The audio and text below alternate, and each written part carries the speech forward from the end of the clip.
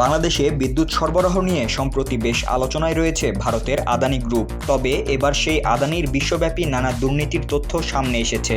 জানা গেছে আদানির এসব দুর্নীতি নিয়ে এবার খোদ ভারতেই বিতর্কের মুখে পড়েছে নরেন্দ্র মোদীর বিজেপি সরকার।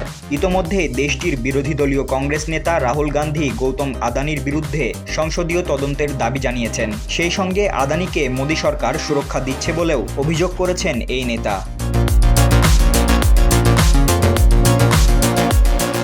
বৃহস্পতিবার সংবাদ সম্মেলনে বিজেপিকে একহাত নেন রাহুল গান্ধী। আদানিকে মোদী সরকার সুরক্ষা দিচ্ছে বলে অভিযোগ তোলেন তিনি। রাহুল বলেন, বিজেপি সরকারের অর্থ সংক্রান্ত সব বিষয় নিয়ন্ত্রণ করে আদানি।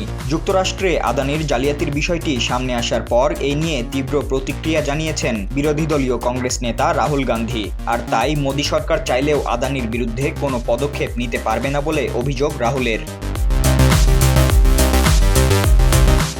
বিরোধী দলীয় নেতা হিসেবে লোকসভায় আদানির জালিয়াতি ইস্যুটি তুলে ধরার কথা জানান রাহুল গান্ধী। সেই সঙ্গে গৌতম আদানির বিরুদ্ধে সংসদীয় তদন্তেরও আহ্বান জানিয়ে তাকে গ্রেফতারের দাবি তোলেন তিনি। রাহুল গান্ধী বলেন, বিরোধী দলীয় নেতা হিসেবে এই ইস্যুটি উত্থাপন করা আমার দায়িত্ব।